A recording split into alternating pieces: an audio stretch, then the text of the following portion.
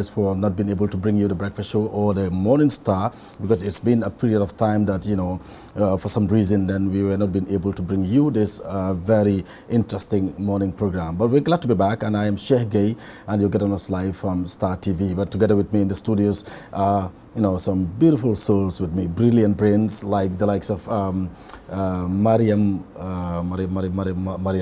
Dem Seka bi nag du ma ci dee bëgg a jaar man xam nga jigéen ñi laa de àndal Baye Muna Jaaju Afra la bëgga, and together with our Sani as well, and Bailo Bari. This is the breakfast show. This is the whole team.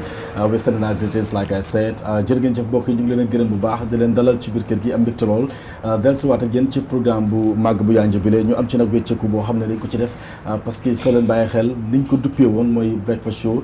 Ñu dem bi ci biir gis ne am na yeneen yoo xam ne war nañ ko ci mën a yokk yaxanal ko bi nga xam ne dina tollu benn dayo boo xam ne ñëpp dinañ d'accord ci li nga xam ne moom la ñoo indil nit ñi nga xam ne ñooy seetaan, surtout ñi nga xam ne ñooy faral di taxarlu di breakfast show.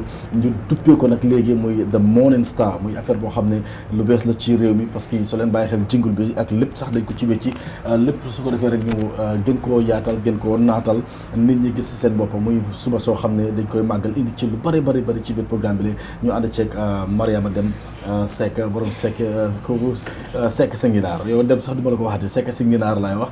ñu ànd ceeg may mën a jaaju suma joolaa bu ñaawul di le moom it ak Awa Sané ak Baylo Bari lépp ci biir programme bi, waaye dina am lu bari loo xam ne dinañ ko ci indi su ko defee ñu indi ci ay leeral. waaye ñu nuyu leen bu baax a baax. Mariam noo def ak coono? Alhamdulillah. yaa ngi fay. Man dafa mel ne da ngeen ma toppandoor de parce que dama waay ñëpp waaye xam nga léegi nit def dara ñu ne la xanaa mbooroo nga ma toppee, waaye foo ma toppee. Non yéen a ma topp yéen ñëpp yéen a ma topp parce que man depuis démb laa desaat lan laay sol ma ñëw fii fekk ñëpp ñu ngi sol. amuloo woon benn problème ku teewoon nga, waaye bi nga santee Seeka rek nga ma jaaxal man moom si nga ma jaaxal yow nga fi ay géej njaay demuloo fenn dem si Seeke bi. lu xew Seeke bi ñoo ko yor moo tax. yéla tiko le tobo yi fana yéla naa foo tomo waaye bu kaama nga jógee bu kaama laa jógee kay dama day laaka soos xam nga Baylo rek mu fi soo def ma moom pël bu waane la dafa laaka soose mel ni moom seti kan laa ko brava ban paayi soose nga xam paa bu garaaw. maa jam ko saamu sa Baylo ngeen konta nga ba ñaari. Assalamualaikum lipsi radio la babari on the content ni tamere mo ba Star TV jibe do ni ma la morning star programme de family fi ko ni nyami programme ni mo programme ni ko mo bare atoni e ka fa ni breakfast so sa to fa ngale ka fa di morning star programme wa kala na la le tan le wala kala fu juma lo le inshallah ni wa do se so manda ma fa la ko Star TV wel alban jibe kam da wala internet ma fa la ko assalamualaikum wa rahmatullahi wa barakatuh. Thank you very much Baylo. Thank you Maimuna. Good morning, how are you? I'm fine, alhamdulillah. Pretty much okay. Yes. Unfortunately, you won't be having Afra this morning. So that's the problem. So I'm glad that the name has been changed to Morning Star, because initially it was breakfast show, but the surprising thing is you will come to the show, at the end of the day you don't have breakfast and you don't see breakfast. So Leka is a necessity. 2 months la fi am doom yi ñëw jël si ko bi paye bagage bi génn ba ci buntu kër gi mu xam ne nu mu dem rek foog mu dem mu ne comme nu sum de sama ndaay mbuuraay jiitangaay Joola fuñ dem wala sa jiko mista ba xam na ci dal soo pare laaj ko awa noo def yaa ngi fay maa ngi fay yaa ngi ok nama nañ la maa ngi nii de Queen Awa. Yes, Queen. naka la Queen yi de nuyoo sax. This is how we greet as queens. Yeah. So good to be part of this amazing team. Okay. Mom, it's good to change the name from breakfast show to morning star because of food. Yeah. But for me, I'm glad that the name has been changed because we have stars in the building. Wow. So and I'm also proud to be part of this star. So morning stars, here we are. That's fantastic. xam nga yow yaa ngi waxee foo xam ne sax gisee foo bàyyi ma ko woon xel. Introduction bi I said beautiful souls, I said brilliant brains and the like, but then it's a galaxy then, because a group of stars form a galaxy. Thank you so very much. We are going to have a guest in this program to discuss some important topics, especially we wanted to talk about digital marketing, and then later Mr. Njaga Sow will definitely join us from Indian Institute of Hardware Technology to talk to us about how to monetize social media, social media handles. Because nowadays everybody uses social media, and then we're going to talk about the search engine optimization, which is the SEO, and we're going to talk about affiliate marketing. We're going to talk about email marketing, Google Ads, and the like. So this is very important because nowadays for them, when you start saying TikTok, but that's very important to talk about all that. And then Njaga Sow will definitely join us, like I said, to give us more insights. We need to understand exactly the way we deal with social media, because they could use just for the sake of using social media, but not knowing they can definitely make fortune out of social media and stuff like that. So it's important to bring some of these things. But what we're going to do is we're not going to waste time, because it's important to tell people what the commodity prices are, what the exchange rate is, and then so that they can obviously get prepared before they go out there to try to purchase anything. At least lamba dafa baax nga dem si bitik lamba sa poche fekk fa njëkk boo xam ne moo mën a jënd products yi nga xam ne moom ngay jënda inshallah rabbi. su ko defee mbokk ñu gërëm leen di leen dolli fàttali ñeneen ànd ak ñun ci programme bi la mooy Morning Star. ñu ci gërëm ñëpp di ci gërëm xarit ak am di jàmm yi fu waay mën a ne. We're coming back shortly to give you the commodity prices and the exchange rate.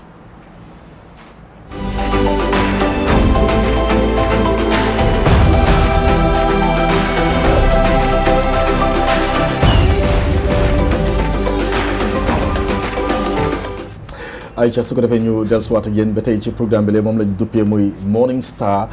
ñu cey gërëm ñëpp parce que ñu bari ñu ngi taaxeerlu waxtu bi di seetaan programme bi la nga xam ne moo lëmbee réew mi, ndax wécciku bi ci am dafa naat ba nit ñi d'accord nañ ci. ñu gis images yoo xam ne moo ci gën a fës, nit ñi di ko gis mu rafet lool yanja ba bugg a dee am ci ay stars ñu form a very beautiful galaxy in the studio. ku ci mel ni ñoom Mariama Dem, ku ci mel ni Baylo Bari ak Maymuna ak Awa, ñu toog fi war a leen a indil li nga xam ne moom moo xew ci réew mi, surtout ci wàllu news ak li nga xam ne sax mooy trend on the social media and some other things. But right now li ñoo def mooy dañoo dem straight to India to bring you the commodity prices. ñu tàmbalee nag ci American bag of rice mi nga xam ne moom lañ nemmeeku ne ñi ëpp doole ci biir réew mi moom la ñu gën a use, ndax suñ demee ci marché yi di laajte prices yi li ñoo wax mooy American bag of rice bi moom la majority of Gambians di use ci biir réew mi kon baax na lool pour ñu joxe njëg loolu ñu tàmbalee ko ci this American bag of rice ñu nemmeeku ne mu ngi toll ci $2,300 ci biir réew mi. mu mel ne fépp foo dem ci marché yi surtout ci marché Serekunda, marché Latrikunda, marché Tabokoto, marché Bakaw ak fépp fu mën a doon ci tund wi surtout ci Kanifing municipality di nga ko am ci $2,300. waaye saaku sadam ñu ngi gis ne mu ngi toll ci $3,500. saaku sukur mu toll ci $2,600. ba tey ñu ngi gis ne saaku li ñoom mu ngi toll ci $900. waaye 20 litre gallon bu diwlin mu ngi toll ci $2,150. 10 litre bi ñu ngi ko nemmee ko ci $1,250. waaye ñu ngi gis ne it 20 litre gallon bu diwtiir moo toll ci $2,300. saaku furiñ nag mu ngi toll ci $2,100. saaku pompiteer ñu nemmee ko ci $800. tamaate marita carton bi nga xam ne bu kilo bi la carton bi ngi toll ci $1,200. mu mel ni benn poti tamaate marita mu ngi toll ci $230. ci la war a toll yàpp ak yax nga xam ne jóobeen yeeg njaween yeeg seekeen yeeg njaayeen ñi ku ko aaye woon ci réew mi ñu mere la, loolu mu ngi toll ci $450. muy bif nga xam ne ndawali kese la du rax benn yax, waaye yàpp ak yax mu ngi toll ci $400 si li nga xam ne moom la ñu jot a bàyyi xel. fuul ginaar carton yi fuul ginaar yi la nga xam ne fukki ginaar a ci ne, ginaar gi nga xam ne mooy peese 1.3 mu ngi toll ci $2,100. waaye ñu gis ne fuul chicken benn bee ngi toll ci $225. carton yi chicken legs mu toll ci $1,200. benn kilo bi toll ci $150. muy prices yi la nga xam ne moom la ñu indiloon ci programme bi ñu duppee ko muy di breakfast show. su ko defee nit ñi bàyyi ko xel bu baax, ndax baax na nit ñi taaxeerlu xam exactly lan mooy feeñ ci njëg li su ko defee ñu xam nan la ñu mën a waajale seen bopp laata ñu mën a dem fépp fu mën a dem ci réew mi. waaye li ñoo def mooy ñu dem central bank, su ko defee ñu seet di official exchange rate for valuation purposes from especially on April the 11th, parce que moom mooy latest update bi nga xam ne moom lañ am from Central Bank. dem nañ ci website bi this morning but gis nañ ne update aguñ ko, but according to the last update which is the 11th of April 2025, dollar bi mu ngi toll ci 70.83 86 moom ngeen jàkkaarloo noonu si screen bi mu mel ni euro bi mu ngi toll ci 76.53 waaye Great Britain pound bi mu ngi toll ci 90.40 wala fa la toll Swiss franc bi mu ngi toll ci 82.18 ñu gis ne lii even CFA bi mu ngi toll ci $585 li ma jaaxal mooy da ngaa génn ci biti gars yi la ko jaay ay 600 ak yooyu this is definitely crazy waaye li ci des mooy mun ngeen koo bàyyi xel loolu mooy exchange rate yi léegi nga xam ne moom la central bank joxe niki April the 11th mooy arjuma bi la nga xam ne moom lañ weesu amaana nag mun na am mu wécceeku tey jile waaye gis nañ ne amaguñ latest update bi waaye ku bàyyi xel lii di nga xam fan la exchange bi rate bi toll ci biir réew mi le this is the morning show and you're getting us live from Star TV. We're coming back shortly after the break to give you the newspaper review. You know, we've got 3 newspapers, so we're going to take a look at the headlines on the newspapers followed by some analysis. Coming back shortly.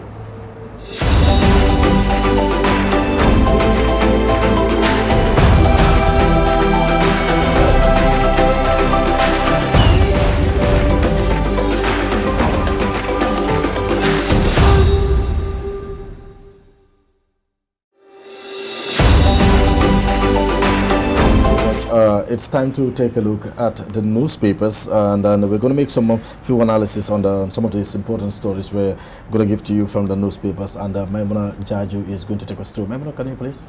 Thank you so much, Lipsy. I'll be taking you through the newspapers. We have the Standard newspaper, the Fourier, and also the Voice newspaper as well. So going through the Standard newspaper, we have our headlines. We have Mai Fatty says unwise to spend $4 billion on prosecuting Jammeh, urges government to focus on victims instead. We have a man accused of impersonating IGP to swindle 30,000 from acquittance. We have AfriCell is Gambia's largest taxpayer money. We have also Standard is the best newspaper taxpayer of the year. Still on the Standard newspaper, we have a factory worker gets $2 million for losing finger at work. And also we have U.S. Navy veteran recalls being tortured by Gambian jungler. We have AL Port records 0 queuing of ships at Banjul Port. And also we have 2 nominated for half-die ward by-election in Banjul.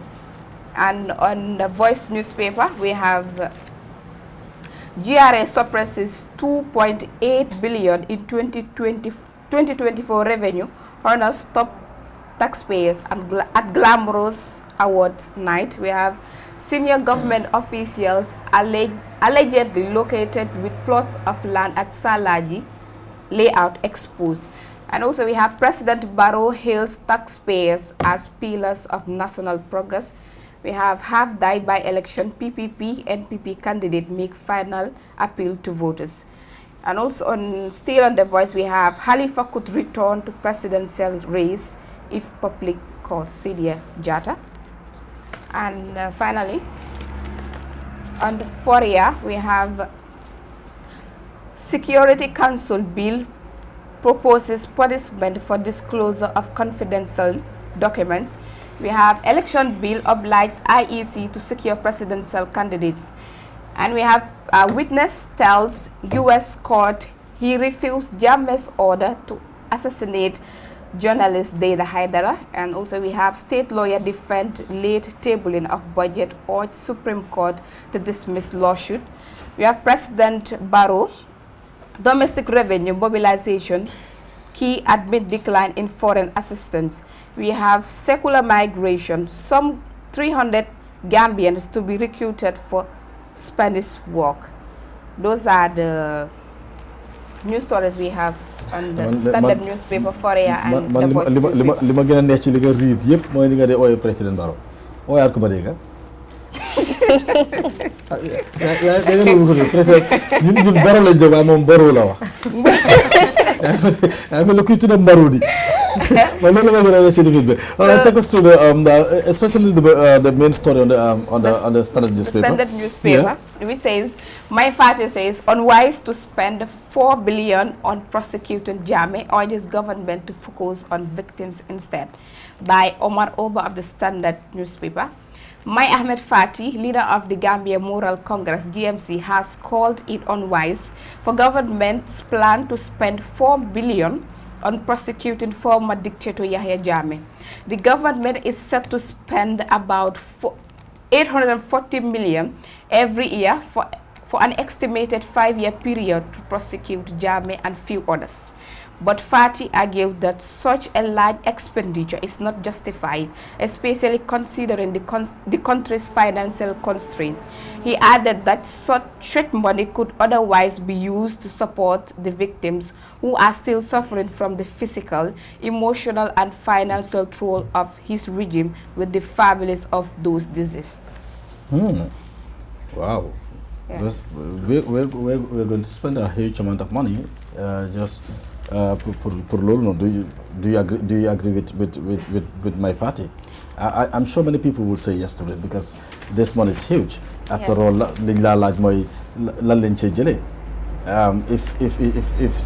Jammeh is to face justice, obviously victims in Lolen Buga. But mangi gis legi ni muge wane mënon nañu use that money pour ñu dampé ko victims or try to, there are some priorities or whatever. I'm sure most victims will welcome this idea. Or they prefer, spending that huge money on Jammeh for him to face justice rather than you spend this money because they would fall direct because Mange is your comment. Rather than embarking on a costly tribunal, Fati added, I propose that we strengthen the existing special division of the High Court, so which is already in existence to handle the post-TRRC prosecution. So do you agree? Do you see that as... I mean, like, the money is huge, to be honest, but also, this is two ways. For the victims part, I have my new segment. I have the victims reparation part because the commission has already been set for the victims to be compensated. And then for the money, to be honest, billion what? 4 point something. 4 billion. $4 billion exactly. is huge, but then considering like the injustices, meted on Gambians. Gambians have been waiting. In as much as victims want to be compensated, they also have been waiting to see, Jammeh to be brought to justice. Maybe they can, see how best to, cut down the cost, expenditure. Exactly. But, saying that, it's too much, but Jammeh has to face justice. No, obviously I agree with you. I agree too, the court should be strengthened, but, as far as they have, considered setting up a special tribunal, with the support of ECOWAS, ECOWAS have already, approved it, and this is the first time, a such, tribunal is being, established within the sub-region. I think they know what they're doing. Bringing Jammeh to justice is not easy as people thought. That's quite true. So that's we need, true. International, expertise too. To be able to bring Jammeh to justice. So the money is huge, but then they can see how best to, cut it down. But Bailo, for example, our priority is to provide victims with the support they need. So that is it should not be on mere words, but actions. So what else do you think, like the victims, what else do you think that the government should do to support the victims, different from bringing Jammeh to justice? Thank you very much, Lipsy. I think this is a very... Or different from spending this huge amount of money to bring Jammeh to justice? Well, I think the victims, definitely, they should not be isolated, because since 2017 to date, many will complain, people like Kijera and the others, they'll be calling press conferences that, this government is not looking care, about the victims who suffered a lot during 22 years of regime.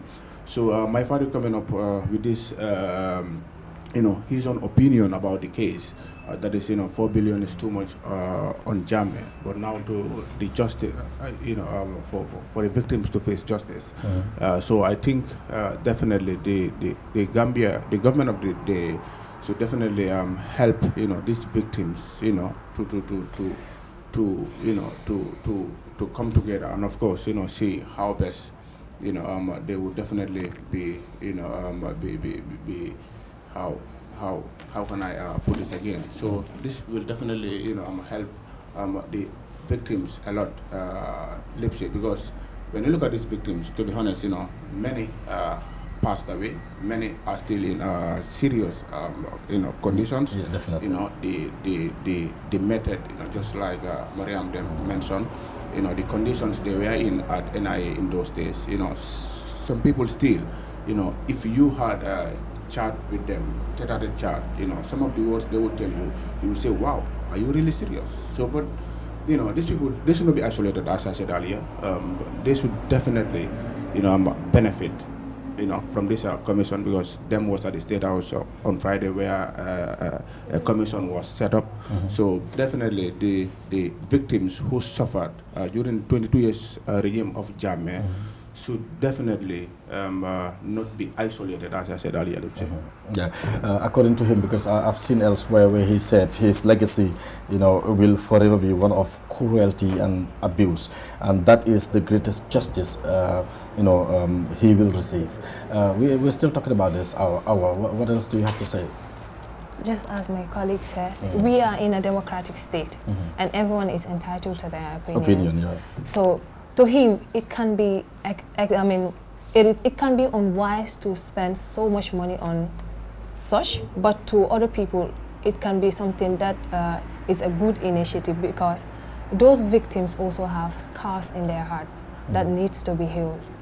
So there can be way forwards to trim down the amount of the money if they can, to use it in both aspects, which is to bring Jammeh to justice, likewise to heal the scars of these victims as well. So but however, Fatih said he admitted that historical excesses must be corrected and accounted for, but that should not be in the at the expense of today and the future. Yet still, I think. So like the amount of money. Like for the past 7 or 8 years, then do sorti. Because everyone is talking about Jammeh, bringing Jammeh to justice. So how are we going to do that if we are not willing to spend money? Yeah. So I think xam nga bul ñu blame xam nga ñun ñi dëkk ci réew mi ñu bari ndóol am na loo xam ne soo ko tuddee ci xaalis ñu ne hey exactly because comme expenditure concept bi dëkk bi dafa fool nit ñi concept boobu lañ maa ngi remember those days fekk li ma la long time ago am suñu benn koto bu indi jógee Europe indi xaalis bu bari ñu indi wéccikat yi gars yi ñëw si biir kër gi di ko wécci paa yi gis xaalis boobu noonu dafa am ku génn ci paa yi génn bari biri mbaye ngulu nena ma ñu ko receiver but yeah, don't this story because we could just spend more time on the story because we've got other interesting stories. Why Mailimo, I think he got a point, and many people will definitely agree to what he said. We must have to bring Jammeh to justice, and then if you are to do that, you must have to spend money, and it will be a huge amount of money because Jammeh nekunda ko hamna ni danga handle case with some exchange, former president for that matter. So it's comme ñu nuñ ko waxé rek lu important la so long as so many people are going through a lot su ñëwé ci walum li nga xamantene mo nekk lu gaay face during the former regime.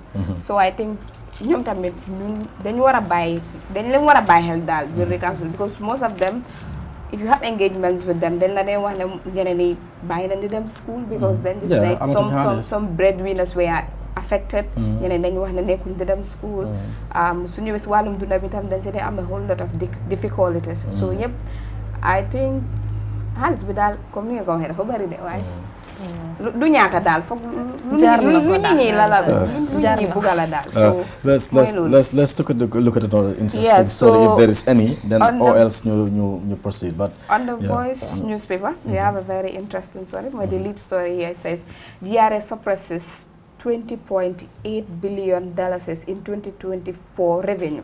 Honors top taxpayers at glamorous awards night. So that is the lead story on the Voice newspaper, and here it goes. Sorry. By Fatou Koulibaly of the Voice newspaper. It says the Gambia Revenue Authority $GRA recorded a landmark revenue collection of $20.8 20.83 billion in 2024, suppressing its annual target by over 1.8 billion. Commissioner General Yankuba Dabo revealed at the 7th annual Taxpayers Award ceremony held on Saturday night at the Coco Ocean Resort. Describing the achievement as a collective victory, the Commissioner General accredited the faith to wide-ranging reforms, digital systems, and improved taxpayer compliance. This success was not achieved through increased tax rates, which have remained constant for almost a decade. He emphasized, rather, it's a result from strategic reforms aimed at widening the tax base, improving compliance, and enhancing efficiency through digitalization. Kon ma mëna kon nit ñaa ngi fay tax de. Waaw gaa ngi fay l'impôt. Lan laa mën a wax nit ñaa ngi fay tax because like 20.83 billion. Dafa bari. And prior to loolu the guy collected was just 1.8 billion. So obviously nit ñaa ngi fay tax. Either nit ñaa ngi fay tax, people are complying, or tax dañ ko yokka. No, but it's not based on tax increment. Okay. But comme nu mu koy it's based on li nga xamante ne mooy digitalization. waaw nga digitalize dañ ko digitalize. If you digitalize things, then obviously daf laa gën a dimbale pour nga mun a am nga mun a like sa collection si or whatever. Because comme tey dafa jaar fii bayloo si jënd ebe wala Mariama dafa si jaasa ak nangam so obviously daf laa sif. Exactly, digitalization is playing a key role in the tax whole thing. Ak tamit compliance bi tamit. Compliance, that's what I said. Nit ñi ñu ngi comply ak tamit digitalization, because digitalization bi nekkul ne cash. Ma ñëw si yow nga jox ma 100 ma génnee 50 yow kon dama compi. Exactly, xam nga joolaay ak séeréer loolu lañ nekkoon di def nag. waaye léegi fële lañ ko xamee. Fële dañ dee saaja. So digitalization bi daal is very key in the revenue collection whole thing. No, man I believe. Because depuis ñu introduce ko ba léegi we have seen the improvements. Exactly. Just within the first quarter dañ dee gis luñ dee collect now compared to before. Da nga xam ne comme is playing a very important role in us. Because the funny thing, because free money is like 8% surplus over the 19.2 billion target, and 32% nominal growth compared to the previous year, which is 15.79 billion. So what happens either people are complying, yes, and then people are paying taxes as well, because lii moo amee réew bu develop bu nekk tax ko moo ko develop because we cannot we've seen Senegal right now recently rek wane nañ exemple bi xam nga ñoom seen boppa seen nit ñi seen boppa ñooy level government bi xaalis ngay génn dem ci biti di ko leb ak whatever so mënuñ liñ bëgg a develop mënuñ ko jëlee ci biti all the time so dañu war a fay tax every time, because we need to pay tax. If you don't pay tax, then obviously doing a development. And then if we are recording such a huge amount of money, for just for 1 year, then obviously in the next 5 years, so things are going this way. Then obviously, kon hana kay war nañu mëna roof asamaan si daf koy weer nag suy taw ju tëj ko ba ñu yaxa xew yeen ngénte yi. What do you have to say by that? Yeah, thank you very much. Lipsy, definitely. On Saturday, it was another night at the Coco Ocean, where, of course, GRA were there. Yeah, and the award ceremony. The award ceremony, of course. Well, I think Modu Baji should have been in a position to answer that. Start that movie. Somebody called me and said, well, broadcast. This is of a broadcast media. No, I think West Coast won. Last year I won. Oh, was it last year? Yeah, that was last year. Okay, not this year. No. Somebody called me. I didn't watch. I wasn't there as well. Somebody called me and said, Manamfa won, but nah. Okay. Media, standard I was a bit surprised. Broadcast media online, even online. One thing about this program, I'm a kunukumabem without a view.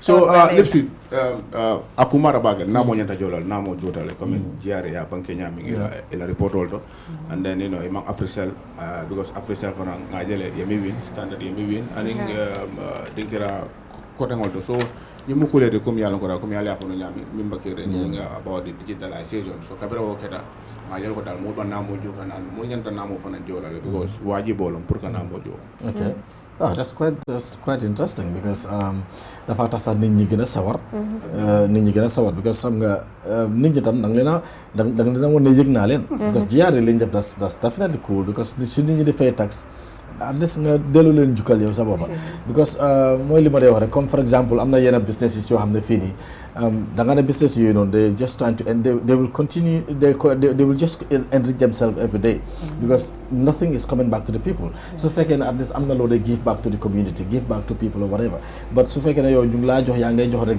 ya ngay am rek and you're not giving anything back you're not commending people for the good work that they're doing. You are not, doing things like that. And obviously, you're not going to tell. And most of the things that people complain about is taxes are high, taxes are whatever. But at least give them a tap at the back, on the back to say, okay, thank you. This is what you have done. We've, seen your effort. You're definitely complying. You're doing this. I think that is definitely important. It's key. Yeah, for that, I'm going to reflect. See the cabi. Yeah. They are paying their taxes. Gambians are paying their taxes, so it's to reflect on our on our development. Yeah, on health sector. Exactly. Exactly. More they contribute to national development. Exactly. So they gain such amount. I'm because he.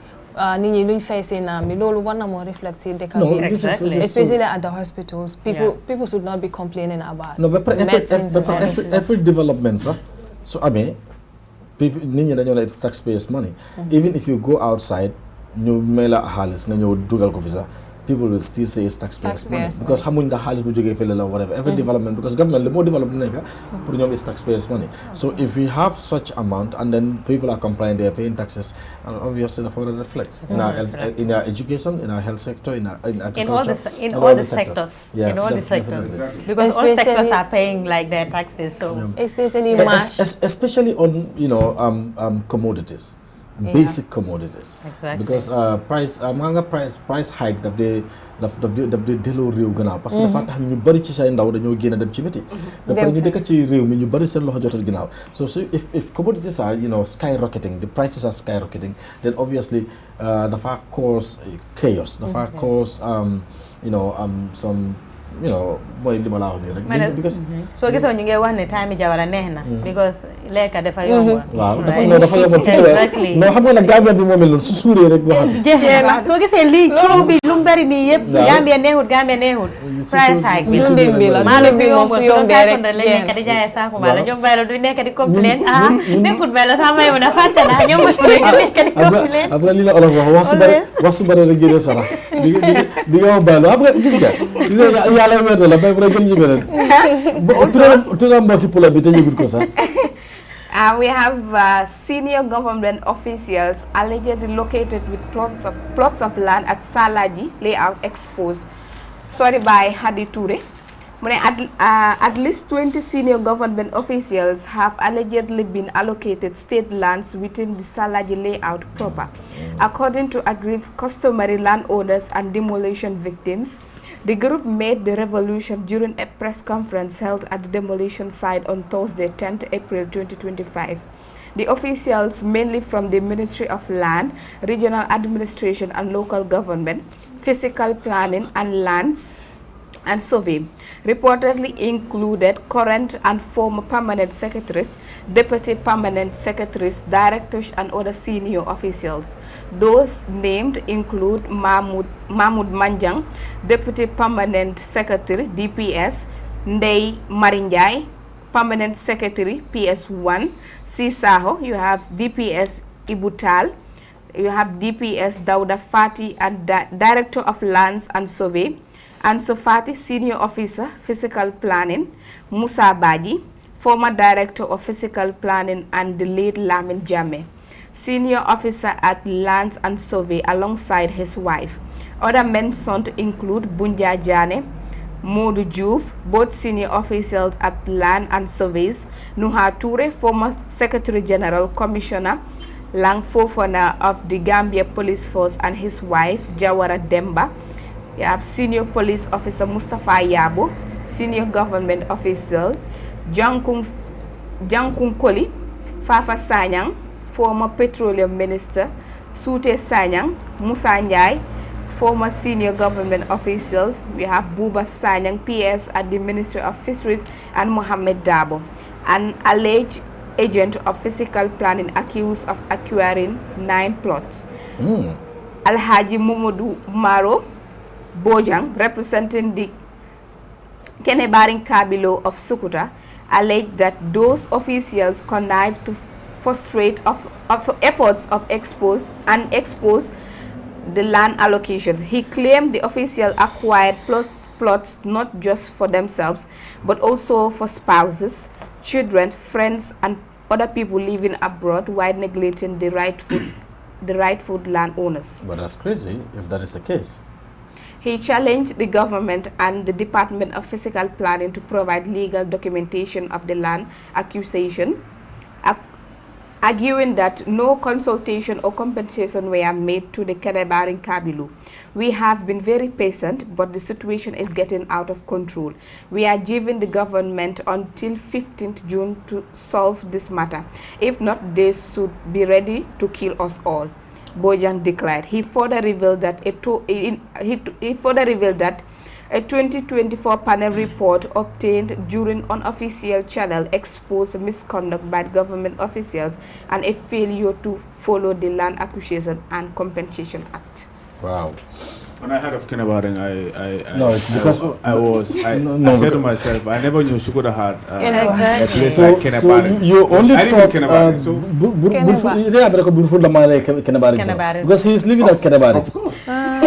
So it is, I was fully paying attention to my mother. When she said Kenebaring, I said, wow. But when she said Sukuta. No, because Sukuta, it should not be a surprise for Sukuta to have Kenebaring, because Sukuta, they have a vast land. So for Sukuta to have a Kenebaring should not be a surprise. They have. So, but that is crazy if it is the case, because to acquire those land, not only for yourself but for your spouses and your kids and then people even abroad. And the truth is, physical planning, I don't know what are they doing in this country, but these people, they should be looking into. They are the one causing all these problems in this country. Are you sure? I am very sure. Look at the demolitions. And you think it's not right? Which it is definitely not right, because those people, they did not just go there and start doing their construction. They had papers from the physical planning and from the alcalship and from the head of Kabilo. So sometimes it's not only stop at going to physical planning, going to the alcalo to have your documents. Even to construct a building, you must have to have a permit to construct. And then some people living in this country have not been doing that, and that is another problem. No, I think the permit you get the permit from physical planning. No. What I'm saying is, physical planning will give you a document to say that this land is legally owned by you, whatever. I am saying that even to construct, you need a permit. Physical planning, so general land be tafe man so ñu nga jaay ma land dama ñu dem ci alcalo dafa la transfer, which means jaay na la nga dem from physical planning tam ñu lifin land bi to your name. Understand? Nga dem Brikama area council. I'm not all your documents. Te fekk sample sa yang ko fa bay. But what I'm saying is pour nga sampa, you need a permit. From where? Waaye permit boobu noonu su la ko jox. From where? Yeah. Foog naa dañ la war a joxaale tamit. Fan nga war a starté sa foundation. No, loolu la gis nga sketch plan bi. Sooy dem pour atteindre permit, building permit, dañ day yóbbuwaale sketch plan. Soo demee nag ñoom ñoo dee approve. So you can approve it, that's the time they will give you. And then with what we have seen, Sisalaji, they have these documents, they have their permits. Yeah. So who is, I mean, more than you get physical planning. Well, because most of them, I had them saying, because most of them, they've got, some people don't know about some of these things. I'm not physical planning, and that's it. I'm not saying those people are wrong. I'm just, trying to set light on some of these things. They need a permit to do that. All of them wow. So you need a permit. And then some, because I'm not brother Bohamdani, general nakolan elsewhere, but on the side embargo. And then if you go to those sites, people are constructing every day. and there is an embargo. So until the government lift that embargo, and then nga nekk at the safer side. So it cannot be an area for the government put an embargo on that area and then people nga nekk reconstruct. And then what people do is like, I own the land, gis na ne suma neighbor construct na, kile construct na, boy fo nit ñangi sampa, and then ñu nga dem nga sampa. So fekkee it's an area boo xam ne ni an embargo is there, then it's not safe for you to sampa. So you have to wait until that embargo is lifted. Or nga consult physical planning or nga dem lands, whatever, forward them pour that information whether it's lifted or not. Because am na boo xam ne ni I just don't want to name names, but foofu noonu dafa amoon embargo. After you find out and they said the embargo was lifted, and then people started constructing. So this might be some of the cases I'm saying. So waxuma ne Sallaji, that's what happened in there, but most of the time lii moo nekk problème. Xam nga government lu nekk di wax ne xam nga dañoo ñëw daguma la dañoo ñëw ñu ne yoon nag ci war a génn. Waaw understand na. then ñu samp ko ba samp yoon boobu noonu te foofu yoon dafa war a génn so government ñu ëllëg dañ faa génn yoon. yeah I think problème boobu Sallaji problème boobu la am because government lu nekk di wax mooy comme fuñ structures yu nekk di demolish is fuñ by reserve lands comme school hospital ak ay juma ak ay yoon. So tamit est-ce que ñoom ñu fa sampa xamoon nañ ne comme like lii lañ ko jagleel. This is what we allocated this place for. Xam nga all these things comme ñun sometimes information we don't share information comme we don't communicate because these places people should know ne this is that. Because man for example I wouldn't know ne fii nii juma lañ fi war a sampa ma ñëw sampa foofu noonu kër right. So I think information bi tamit ak awareness bi dafa xaw a des tuuti. Comme all these things. But we will try to. Dégg naa Mor Kessé the last time mu ngi doon on Kër Fatou mu ngi wax ne comme some of them have been compensated but they are not satisfied with the compensation moo tax ñu dem de jaay foofu noonu pour sampa. Comme it's just crazy. waaye man gëm naa ne comme like in as much as ne comme su fekkee ne saa ñooñu fuñ nekk di erection structures yi government comme juma la hospital or school foog naa ne balaa ngaa ñëw nga demolish comme ñun yëpp xam nañ Gambia nu metti right surtout ñu samp xamuñ naka ñooñu naka lañ def maa ngi déglu benn sister bi mu ne ice la doon jaay comme when I watch that video dama jooy because imagine like and she's a single mom amul kenn ice la doon jaay ba mu sampa keram boobu noonu mu ne waaw mu ne keram bu mu doon dem foofu noonu ak doomam yi ñu ngi doon jooy like it's too much to bear to be honest comme they could have find ways at least ñu final leen place kon fu ñoo dëkka understand nga wala ñu xool naka lañ ko le but you cannot just bring notice few days nga ñëw nga of course according to the victims it's not be according to the victims what they have been saying cannot be few days pour ñu defal leen because loolu waxta mën a nekk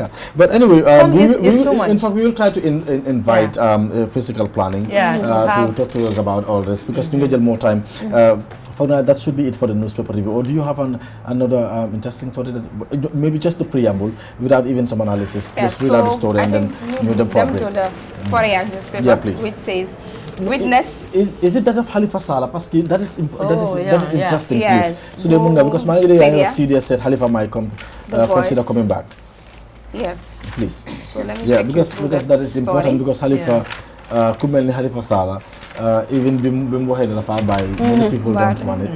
So sorry, let me check the story before. Yeah, it should be Foreya because my is Halifa Sallah. Sidia Jata said something. Is the Voice newspaper? Is the Voice newspaper? Yes. Oh, Voice. I was thinking it's Foreya. So let me. Yeah, because both did important to them. Then so got a why not to participate in active politics. I think just what Sidia Jala rightly said, that is depending on the Gambians, whether it will be a public demand for people to demand Honorable Sallah to come back. I would say yes, people will definitely miss him if he is not to come back again, because Honorable Sallah, since we were kids, since we were not born, Halifa Sallah has been in politics, especially in the Doi party. He did great for this country, in the past. He did great, because there was a time, it was very tough in this country, where, of course, Jammeh was ruling, but people like Halifa Sallah and others will stood and said, you know what, Gambia, we need this. You know, I can remember he was people brave. wake up in the morning saying, "Go, ngara fem fonga Halifa lamado." Halifa fem for him wala kala. Nañ tok xaar Halifa Sallah lim wax loolu la ñu def. He played a key role in the political impasse. Yeah. He was touring all the media houses, from this media to that media. Yeah. You know, I even man host Nako, because by then I was at City Limits. I remember during the impasse, Halifa ñëw alone, just with the driver. Wow. Halifa answer convoy, Mama, no, it's okay. I was really surprised. Yeah. Because during the past I was at City Limits. He's very down to earth. Yeah. Of course, politically he's mature. You know, you will not see Halifa, you know, into these petty talks. You know, he's definitely someone who I look into as far as politics is concerned. So, Honorable Halifa Sallah should definitely come back to the political arena again. Of course, because he's one of the biggest political pillars in the country. Like everyone likes him. You know, his straightforwardness. And but Gambians sometimes they go like then okay, we like Halifa, we like their ideas. But at the end of the day, when we go to the polls, we decide otherwise. Exactly. He will reach to a point Exactly.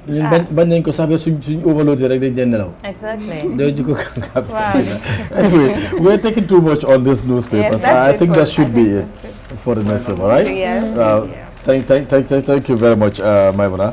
Jërëjëf ñu ngi kontaan ci loolu bu baax a baax, but yet still we're not done with news stories yet, because ñu ngi am some important stories, especially last night, during the news bulletin last night, we've seen some interesting stories that we wanted to bring so that we can talk about some of the stories, and then Mariama Dem will definitely take us through and then bring us at least 2 or 3 if possible stories so that we can discuss about these stories. But we're going for a short break before that, and when we come back, Mariama Dem will definitely give us those updates.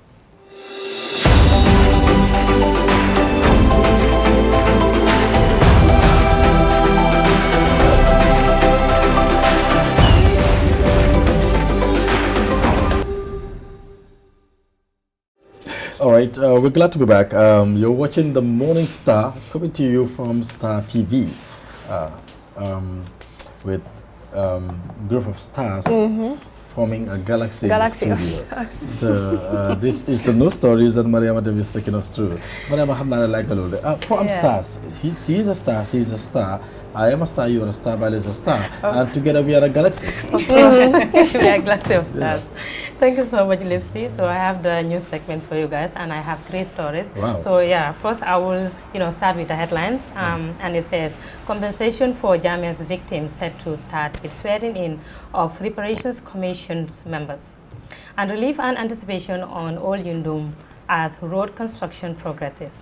And KMC and Diaspora partner to boost patient comfort at Serekunda General Hospital. Those are the headlines, and now we'll just take a look at the stories in detail. And the first story says, in what could be described as a significant step towards addressing injustices of former President Yahya Jammeh's 22-year rule, the Gambia government has officially inaugurated its reparation commission by swearing in members on Friday. The ceremony, presided over by President Adama Barrow, marks a pivotal moment in the nation's transitional justice process aimed at compensating victims of human rights abuses. Let's see what we have in the report. On January 13, 2018, President Barrow signed the Truth, Reconciliation and Reparation Act 2017, which established the Truth, Reconciliation and Reparation Commission, TRRC. This commission was tasked with investigating human rights violations that occurred under former President Yahya Jammeh's rule from 1994 to January 2017 and recommending reparations for victims. After months of work, the TRRC released its report in November 2021, outlining recommendations for reparations and institutional reforms. After years of waiting and following the enactment of the Victims' Reparation Act 2023, which aims to establish a fund for providing reparations to victims of human rights abuses from 1994 to January 2017, the commission responsible for managing this fund has been established. A group of commissioners appointed by President Adama Barrow in accordance with Section 13, subsection 11 of the 1997 Constitution was officially sworn in on April 11, 2025, with a chairperson leading the commission. I, Dr. Badaralum, do swear that I will execute the functions of the office of Chairperson of the Reparation Commission without fear or favor, affection or ill will, according to the Constitution and other laws of the Gambia. So help me God. Dr. Badar Alum will serve as the chairperson and Mrs. Aissatou Ndao as vice chairperson. Other members include Safiatou Toure, Ibu Fainjai, Abdou Emane, Dr. Babanding Dafe, and Aissatou Jame, who is currently outside of the country. Following their oaths of office, the chairperson expressed gratitude for the trust placed in them and reaffirmed their commitment to fulfilling their responsibilities with pride and determination. Having been appointed as chairman of the Reparation Commission, I wish to assure you that I will ensure that together with members of the Commission, we will carry out our responsibilities diligently with integrity, equity, and in line with the provisions of the Victims Reparation Act of 2023. His Excellency President Adam Barrow, who presided over the ceremony, highlighted that reparations remained an utmost priority within his government's transitional justice framework, describing the establishment of the Commission as a historic development and urged the Commissioners to take swift action in fulfilling their mandate. I have continually reiterated my position on the payment of reparation for both the victims and survivors of the said human rights violations. The issue of reparation remains one of my government's highest priorities on our transitional justice program. We strongly believe that reparation is a moral and legal obligation based on the principles of justice and fairness. If there are no serious attempts to heal the wounds of the past for the sake of national healing in the Gambia, we may never find close and move forward in unity to attain our development goals. The establishment of the Commission is a historic development, and it is now your responsibility to effectively set in motion. In recognizing the independence of the Commission, the President noted that the Victims Reparations Act provides the necessary legal framework and powers for the Commission to operate effectively. In a reassuring message to victims and survivors who have long awaited justice, President Barrow announced that his administration will allocate annual funds to the Reparations Fund. We'll just delve into it. Exactly. What happened was the commission set for reparating victims compensation. It has been established and the members have been sworn in, and there are 7 members with different backgrounds, I would say. Okay. Yeah, so they have been sworn in, and from now their work has started. Wow. Yeah, and they have been given a mandate of 5 years. Within the 5 years they are expected to collect data of victims and how these victims will be compensated and how much each victim should be given to. But in the case that they are not able to finish their work within the 5 years, they will be it will be extended. Okay. Yeah, it has been so long, but the process is this is a process. Okay. Because after the TRRC recommendations were put forward, given to the government. The government came out with their white paper, yeah. and then people have been saying we have been waiting for so long, but this could not have happened on Friday if there was not an act of parliament, because the Minister of Justice, the government of the Gambia through the Minister of Justice has to come up with a bill in order to set up this commission. So the act was the bill was brought in, I think, in 2023, and then it has been passed, because lawmakers has to go through it, to debate on the merits of the bill, to go through all the stages at the National Assembly, and then after passing it, it goes back to the president to, to assent to the, bill, so it could be an act of parliament, so that this process could start. So so after the commission has been set up, and then the president, during his speech, at the swearing ceremony, he said they will be allocating an annual budget, to the commission, and his government is committed to seeing that these victims of Jammeh are compensated. Okay. You know, yeah. So it's a great, you know, start, and That's- you know, the that's- Minister of Justice is also that's so the thing. excited, Okay. you know, because he was like, you know, I'm very glad that, you know, this has come off my shoulder, because, you know, people Wow. have been talking. So this is a historic moment, in that's as true. much, you know, as far as, you know, compensating victims are concerned, and, you know, the transitional justice process whole thing.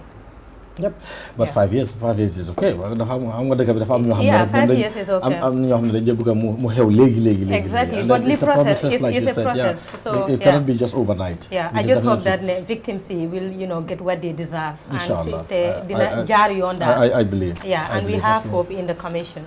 Yeah. Very soon the wait will be over. Definitely.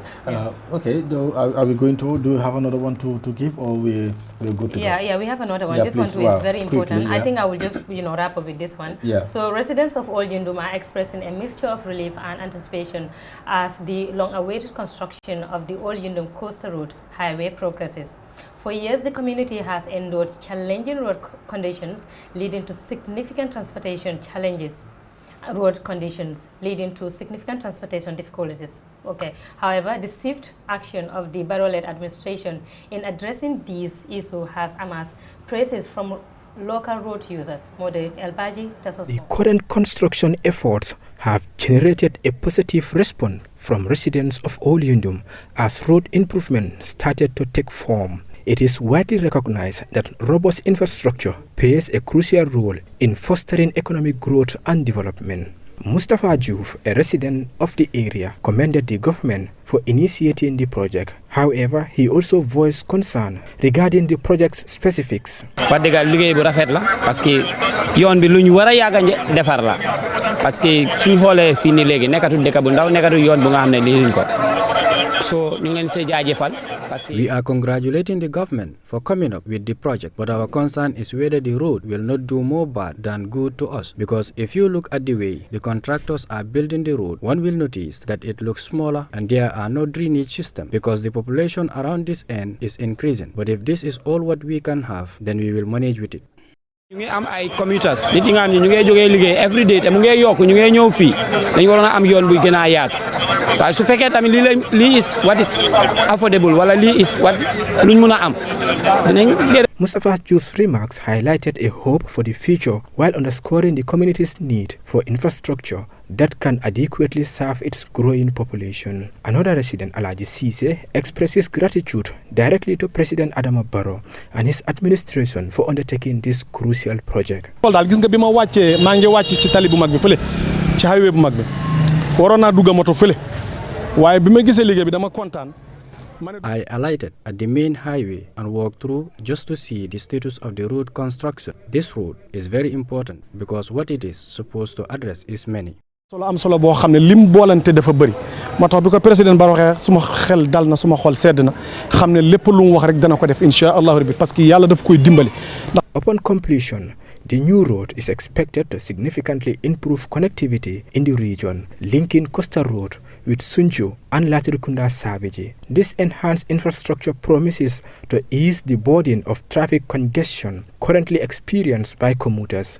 Pedestrians are also feeling the positive impact of the construction. Fatou Baji, a local pedestrian, expressed her appreciation to the government, stating anyone who sees the ongoing construction will appreciate the work. Waaw liggéey bi moom rafet na macha allah ni ngeen ko liggéey dafa rafet trop waaw fii moom ku fi jaar rek dina war a kontaan. The tangible progress of the concrete road offers a visible sign of improvement for the community. Efforts to complete the project appears to be gaining momentum. Yeah, so let's see, from road construction, Yeah. what do you guys think of the road construction? am nga mbaam loo ko bañ nengal ko den noppa bi gudda rek. Man like, okay. Well, I think I understand what you mean. No, Fula. No, li ma bëgg a wax rek, they definitely doing a good job. Yeah. In terms of road infrastructure, Yeah. definitely the borough administration is definitely doing a very good job. Yeah, but yeah. So we've been trying to of having good feeder roads. Like so don't understand. You have this halala going to expansion, but you don't understand that this is definitely going to be a very good road in the future. So tells it all. So definitely yeah, but one of the guys was saying about talking about drainage and sewage. I think in most cases then they fat alone, but it's very important. Because you say come like duresoni yoni tami do they exactly in Dohby, because always Dohby so taweni in Dohby the fast stay for known it does not have a passage, a way to pass. So then I guess yoni durability be dal do yaga.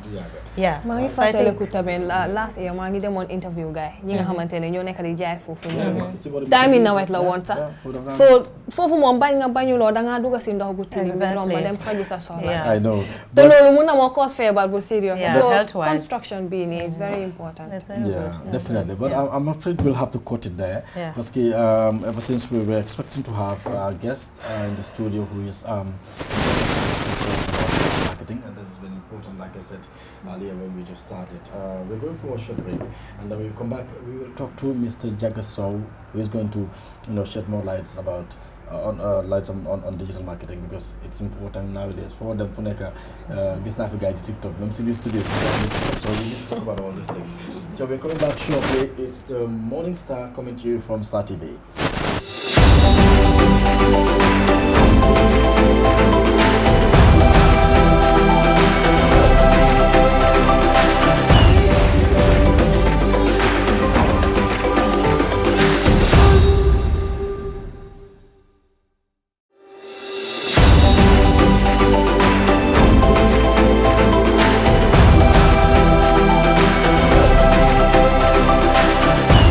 Njagano dafa coono. Waaw dina fay sefu. Boy man sa style bi la bëgg rek gis nga man dama solo ci ndel bi. Ni nga we are opposites. No man I want this is very nice. Nga am kawar boo xam ne is saggy. I like this. Naka laa def bi am ko? No emal si ndel gi rek ba ma la xamee ba tey. Waaw moom kay soo ceeñee dafa nekk leneen. Lan laay nduru kon suufa. Ano xaaral ñu bàyyi noonu rek. xam naa doon golo laay nduru moom. su dee golo tam dinaa jël parce que oru ñag yi ñu ne moom ki doon fine ba di mama like am. xam nga am na lu ñoo jaay suba soo demee si bitig am na poli lu ñoo jaay soo jëndee mayonnaise ba pare loolu nga cee dugal mu gën naa ne fàtte naa tur bi sax na xalaat la sax. boo foo. boo gën a rafet du ma ko wax ci wolof. baax na. donc boo foo gën a rafet. Anyway, we wanted to talk to you about digital marketing, especially how to monetize social media handles, which is definitely key because we've seen the way people use social media nowadays, and the search engine optimization, which is SEO, affiliate marketing, email marketing, Google Ads. All of these things. But digital marketing, what is digital marketing?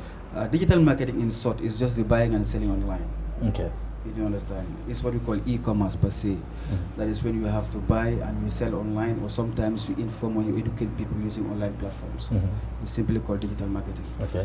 Why come in the Gambia we are struggling so hard because it's difficult as of now as we speak.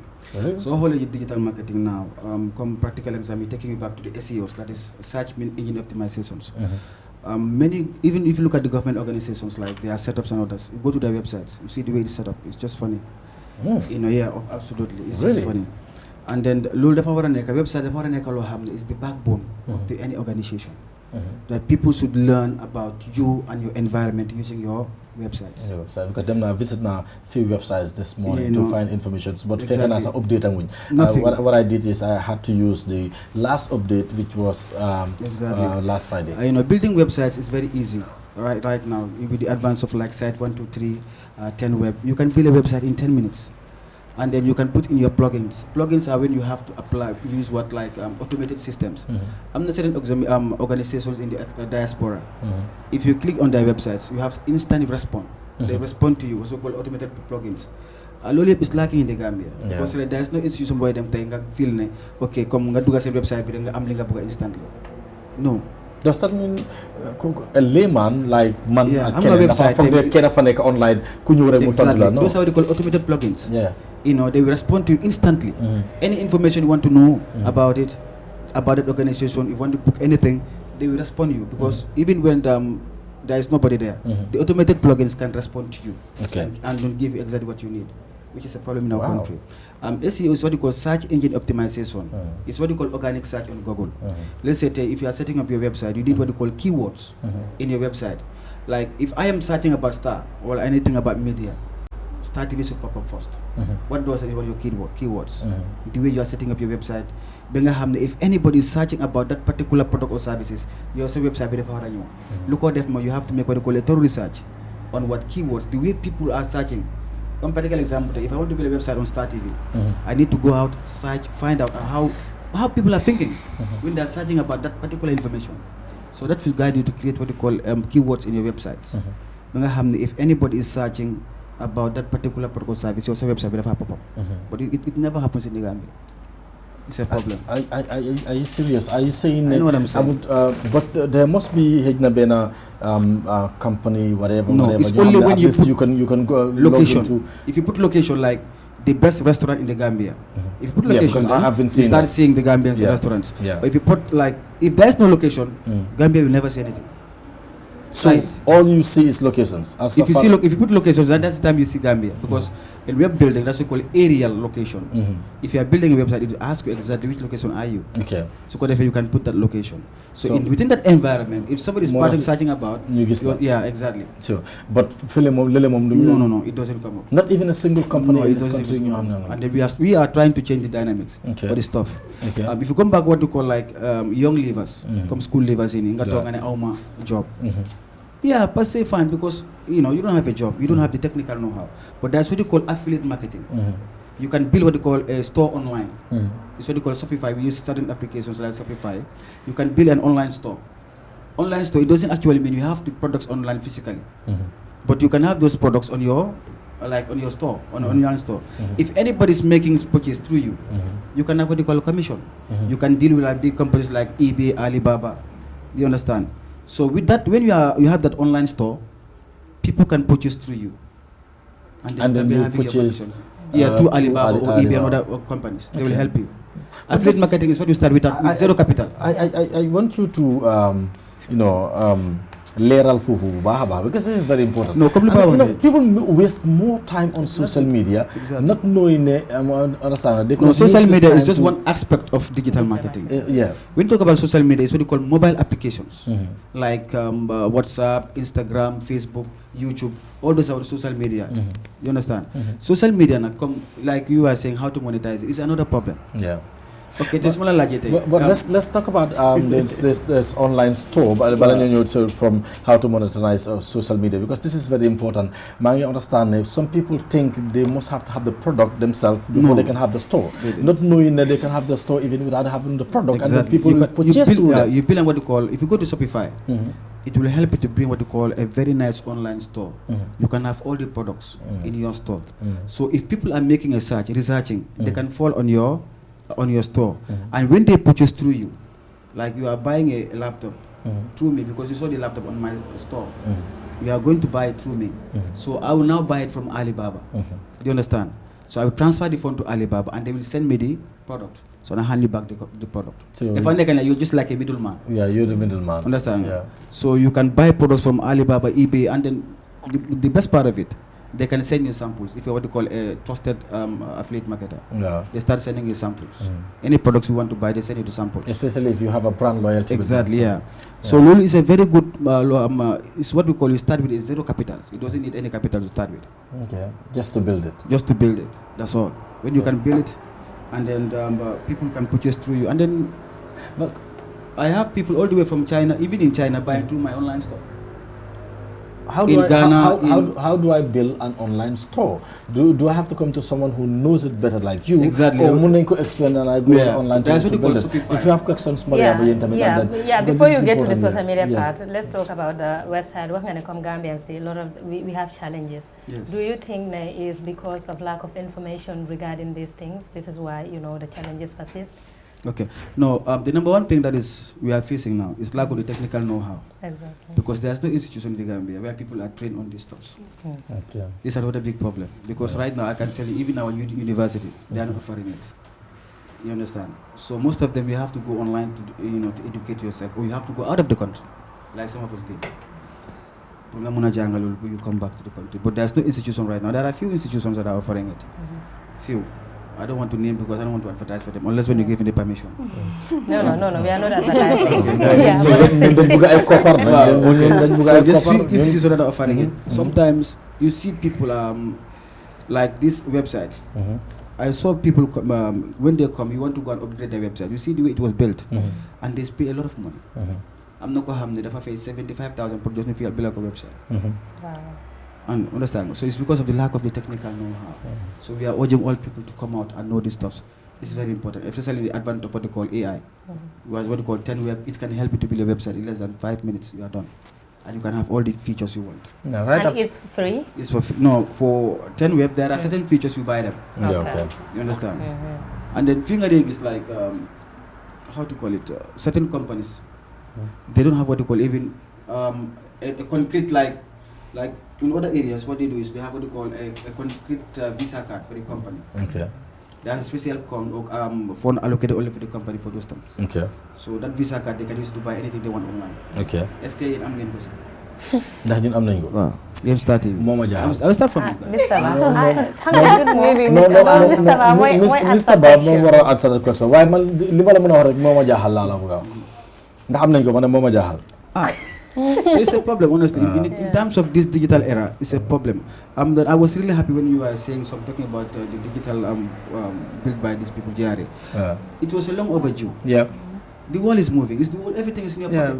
Everything needs to be digitalized. People need to come up. And also we need to urge the Minister of Digital Economy to come up with certain trainings, to be educating certain companies, especially those who are offering what we call B2C, that is business to customers. They need to be educated on all this stuff. So the buying and selling online. So many companies. And then, people need to understand this stuff, to be honest. Okay.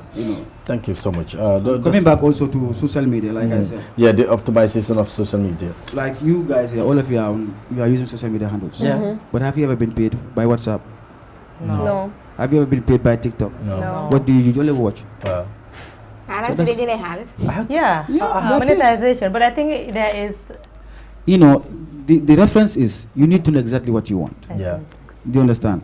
We have what you call WhatsApp business now. Do you understand? So there are certain companies you work with, they pay you because you'll be posting their products. Yeah. And they'll be paying you online for those things. But it's all like you go to Ngente, you take a picture, you post it. That's it. But when I see those things, I just laugh. It's funny because people are just using for exposure, not knowing exactly there are things that you can do. This TikTok, guys, it's a lot of money. Especially TikTok. TikTok, mom, people are making thousands Instagram, of dollars on Facebook. If you have a page, your Facebook page can go to an extent like, if somebody is searching about a product on Google didn't see it, it can post to your Facebook page. Your page can pop up. Yeah. So how many of you have your Facebook pages here? Don't you think all of this is caused by lack of awareness? Yeah, because many people are not aware of the steps to monetize your pages, and it's not for free. So many of us are using it just like for free. Go to Ngentes, take a picture. Go to weddings, take a picture, post it on your walls. It's funny to me. Why? Why do I need to expose? What I'm working for is money. That's what I need. Definitely. So these applications are here for you to make money. But it's not meant for exposure, so honestly. I did come like come Gambia nu mel dafa metti dafa daw yaram. We need to upgrade ourselves. Let's take TikTok per se. For example, ñu bari ñu ngi use TikTok, not knowing, even though xam nañ ne you can get paid on TikTok, but ñeneen xamuñ what to do to get paid. What do they need to do? Wow, TikTok more gonna sensitive now. Mom, so called if you are to like how to call it, if you are to monetize TikTok, you need to know exactly the corporate companies that you can work with. Like I can contact a particular vendor in China. Well, I can be Gambia. I can be in Gambia. I can be a representative here. Fine. So what's going to be the deal? Fine. This is what I'm sending you this and this and this and this and this. So if you are to connect them, they will give you an agent. An agent is somebody who's going to help you to get those products. Do you understand? And that agent can be in Ghana, in Nigeria. So you just have to communicate with the agent, and the agent will bring those stuff. He will be selling it in Nigeria, but he'll also be marketing it in the Gambia. So if there's anybody that this guy is buying, you come, you see my product, you want to buy them, I connect them. So then they send me the products. I give it to you, I have my money. But different from that as well, the videos that you keep posting. Yeah, no, the videos is just like when you have to. Now, most of these videos are, in Gambia sometimes, like YouTube, in the most of these we are not paid because there are certain things that we need to talk about. We need to do to have those areas, which I don't think I'll have to get the guts to talk about it on air. Yeah. But there is a problem. This problem started since 2014, 2015. During the time Jammeh's era, the gateway was locked. You were using even VPN to get to certain apps. That's right. Do you understand? So still now that's affecting the Gambia per se. So to be monetizing those things directly can be tough. You have to use what you call lean on agents. Okay, to get what you want on TikTok. Okay. Yeah. No, the efforts we did on social media, and then that still affected us. Wow, because Jammeh dafa tëjoon gateway bi nga xam ne yu bari mënuñ ko am. No, after tëj nañ ko. Tëj nañ ko waaye bu ñu ko tëjee léegi fu mu nekk nii yow fi mu nekk nii somebody cannot pay you in China through direct your bank account. They have to use your Visa card. Yeah. You see it? They have to use your pin of your Visa card. That's what they have to use to pay you. Yeah, that's so if I don't have your pin of your Visa card, how can I pay you? I can't. Which is true. Which is wrong. So this is the thing that we are trying to fight to make sure that we are also out of that zone. That's also looking at like email marketing, which is another problem in the country. It's not working. Email marketing, that's a problem in this country because you can send email to people and then you're yelling a call like 3 days. Send email. Some people will sit for like a month without going to their email to see whether they can email marketing. To be honest, we tried everything we could, but it couldn't work. No, so we decided to we need to change our attitude when it comes to email. People are more concerned of their social media handles than their email accounts. Yeah, Facebook, WhatsApp, WhatsApp sa ñeneen ñi duñ dee bëgg a ibi message talk less of. Email léegi last time check. Now every day I check my email. I'm always checking my email. Check it every 1 or 2 minutes or 4 minutes, 30 minutes, 1 hour. Check your email account. If you have any email, you respond to them. But it's a problem because we usually call woodpecker. A woodpecker is an application that we use to build this email. How to call it? I send a drive. If you fill the form, I can have your email account, everything, your contacts. So I archive them in an Excel file. So if I have my target audience, so let's say if I'm selling anything, or I want to inform certain people, and those audience, I just send it. All they have. It's just like what to call an Outlook. You can send like thousands of emails on one, and everybody will receive it. But it's not working in the Gambia. We tried so many things because certain companies tried, but it's not working for them. What is the best thing that is working as far as all these things is in the Gambia? The best thing is working. The best thing to do is social media. Period. Social media, they target all the audiences. Even old people, young people. Because if you look at Instagram, it's mostly used by these young girls and others. Facebook is mostly used by these boys and old men and others. TikTok is used by everybody. You see old men, TikTok. Understand? So social media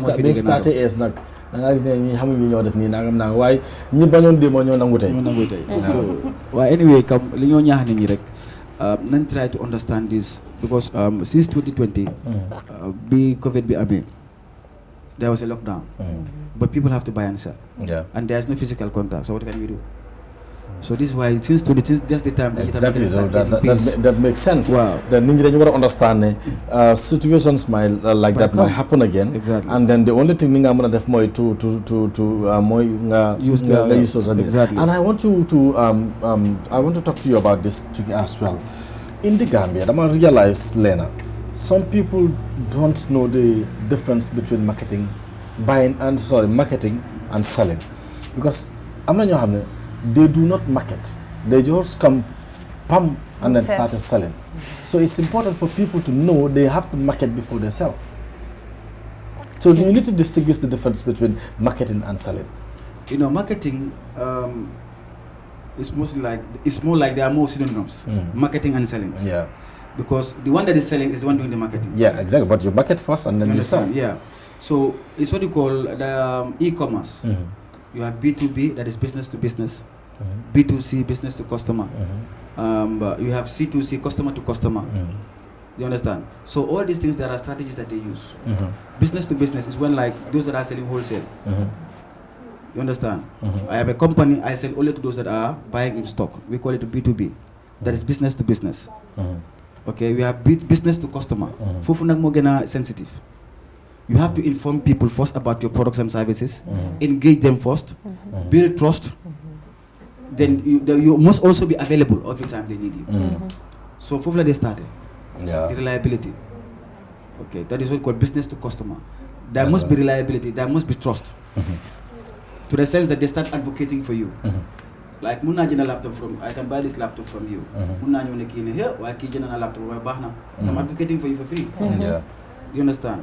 So B2C is a very sensitive area, and most companies in Gambia is what they do. That is B2C, business to customers. So when doing that, you need to know exactly the target audience of that particular product that we are selling. It's very important. People don't know what they call target audience. Whatever you are selling, there are people that need that product. Definitely. Those guys are called the target audience. So which channels can I going to use to reach those people? Am nga jaay sax mu ngi neex ci jaay ngi neex ci bi nga xamee lu nit ñi bëgg. Waaw. Waaye tam ki neex a jaay tam mooy ki am njëkk. No nga da nga njëkk a xam kan moo bëgg sa product, kan moo ko war a jënd. Moo tax moo so yow soo xamee kooku ba pare dem nga xam nga seet yan yoon nga mun a jaar ba moom mu mun a jot si product boobu. Am nga yaa ngi wax important. This reminds me over the years dama naan time was ma interview especially artists. I kept used to ñu ngi jël most time xam naa war a school studies as well and we have other things to come but few minutes. I used to tell them this thing because you need to do what is called market research. You need to research that market to know exactly what to give to that market. dafa mel ni tey mooy exemple moo di bëgg a joxe all the time nga am a container full of laptop nga dem ba saare ngañ nga dem teg fa laptop bi container bi nga ne di ko jaay soo moytu at bi benn laptop nga jaay you took it to the locals they don't know the laptop they have no use with the laptop but it's different from soo ko indee Westfield foo ko soo ubbi container bi yëpp jeex because da nga ko indil ñu ko bëgga so that is very important. Target, this is why it's called in digital marketing we call it target audience. You need to know the people that are interested in that product or services. Yeah, definitely. So when that happens, you can now imagine the kind of channels that you can use because there are certain audience they only use Instagram. Okay. So I'm going to use Instagram. My other audience they use let's say LinkedIn. I use LinkedIn. Yeah. To reach to those target audience. Yeah. LinkedIn is professional. LinkedIn is professional though. Yeah. No, people are using it. It's well those that are hunting for jobs. Yeah. Those who are advertising for vacancies, they are using LinkedIn. Yeah. And you can even build a very nice CV on LinkedIn. Okay. And it's help you to and come tell am liggéey. No, yow moom after dañ toog dañ waxtaan parce que di nga wane la may dafa am with all the challenges that you have mentioned that Gambia is facing in terms of digital marketing, what do you think is the way forward? What can we do in order to change the narrative? To change the narrative, I think certain authorities should step in. Like I always say, the Minister of Digital Economy should come out with certain projects to sensitize people, provide training for certain people. You understand on certain on how to do these digital marketing stuffs, and also this is the government also should try to build up or organize, create these avenues in school, in our Gambia University, in other areas that people can learn and know this stuff. Okay? Yeah. That's the only way we can do it. Okay. And then business organizations also should try to train their staffs. Why fi nga dégg ko xamne dafa set up company ne okay ki la jël rek mu ñëw dem musta def digital marketing ko start di def yo xamne at the end of the day sa papa sa légui la ñu call la nit call la dem they are stuck somewhere else. If you go and you check you realize come on what is this nga xamne dëgg is total lack of understanding mooy na jël capital bi rek appoint ko def ko minister of health so légui you don't hire the right people for the right job so loolu dafa nekk first problem boo xam ne loolu moo tax dafa Gambian market dafa deteriorate ba nga xam ne léegi every time people call you go there you know sometimes just yesterday am na koo xam ne dañ ko bindal website yow ku nekk di anchor sa website it's not in your country yow amuloo password kooku mu create sa content and everything how would you accept that léegi yow in case you want to make changes, want to make amendments naka nga ko defee so this is another problem. Sometimes you see this, the social media handles the metrics of like all social media handles, they have metrics. You know what we call metrics? Like they also, even so WhatsApp, because also posts a status. If you go to the metrics of your status, then I guess you view. Can more set a status. That's what we call metrics. All social media handles then go okay. Understand? Instagram has it, Facebook have it, all those things. Then they have to use plugins to understand how to use this metrics. They didn't over. Thank you. Maimuna, you have a question because you get more time. Yes, so with regards to this online issue, how they build the relationship with the people you deal online? Because just then the trend is going. Sometimes the ideas that are online, you order for it, especially the Gambia fee. At the end of the product being received with what you ordered, that they make loo xam ne daf dee different. Xanaa ñawkat yi ngay gaaruwaale. déedéet nekkul ñawkat sometimes even when it comes to food. there are certain things da ngaa gis nit ki mu dugg online. mu rafet ba ci waaw am naa lii ak lii at the end of the day li nga ñëw jël si li nga order ak li nga lifin daf dee nekk. léegi la ma gis gars def ko war a gis ko boo xoolee léegi léegi ñawkat yi tam ñu ne I've been saying that. Lulu is a very interesting question. Lulu is down to what we call reliability. If I am dealing with you, I know you are not somebody that is very much off with the online stuff. I can do it. You understand? So they are actually called credibility source. You cannot run into any other company to have credibility. You check the credibility of the company. The transaction will move online. Come let's say so begin at this phone. A certain company is selling it. You check the credibility of the company. If that company is doing well, you see the transaction they are doing with other areas, then they are reliable. But if they are not reliable, finger is going to practical example. Just Dembarek on Sunday, I'm not coming if I do online gender. Hamadal, I wonder what he bought. Mufate log out. You know what happened? They started debiting his credit card. Every month you have credit. Every month you have dog. You have legal them sa account bank binga saga. Fake your finger dogon mono log out. So the only thing now the bank can do, the bank cannot stop the payment. They can only block your Visa card. Exactly. Musta dega China, they complain affaire Visa card that they jay business that they order from Chine ak yoy. Exactly. So mu ne dafa jël xama Visa ka daf ko jox comme daf day jappalé ñeneen ño xamné dañ day am difficulties. So ñoñu they were using daf leen don dimbalé pour ñu mëna access their goods. Those people were stealing from her. Exactly. So this is it. So when you look into certain areas, the credibility of a company is very important. Why you cannot deal with anybody online? What I've been hearing, like, but I definitely think that we're going to stop it there parce que yow lii du yem ci lii parce que li ñu war a waxtaane dafa bari just like I told them balaa ngaa ñëw wax naa ne it's important and then I'm sure many people outside are definitely learning from what you're saying because ñu bari understanding about social media things yi nga wax ni online marketing, digital marketing, whatever, they don't know. So the only company there was only one company, but don't have Google Ads. Apart from the company, there's no company that's doing it. All right, we will invite you on the Morning Star again to talk to us about more of these things, and then because Bahana put you enlighten people need to wake up. They need to understand there are more to it than what they are doing. Nañ weesu snap netalu bi wone sanse yooyu noonu ak yooyu noonu mees bi suma server bi suma nangam ni make money from the social media stuff. Thank you so very much Njaga Sow. Definitely xamoon naa ne soo ñëwee dina leer. And it's a pleasure having you on this program. And I really have to commend starting putting up such an interesting place. I'm really amazed how you guys can just set up a very nice and amazing. Thank you. I really appreciate it. Thank you. And it was nice being here with you guys. And I hope to be back one day. Thank you. You'll be back, inshallah. Because it has been interesting having you here. Definitely. Thank you so very much. Well, viewers, you're watching the Morning Star, and that was Mr. Njaga Sow, who was talking to us about digital marketing and a lot more. But we definitely have Njaga on the platform again sometime in the future to give us more insights about digital marketing. But we're going for a break, and then when we come back, we have some more for you.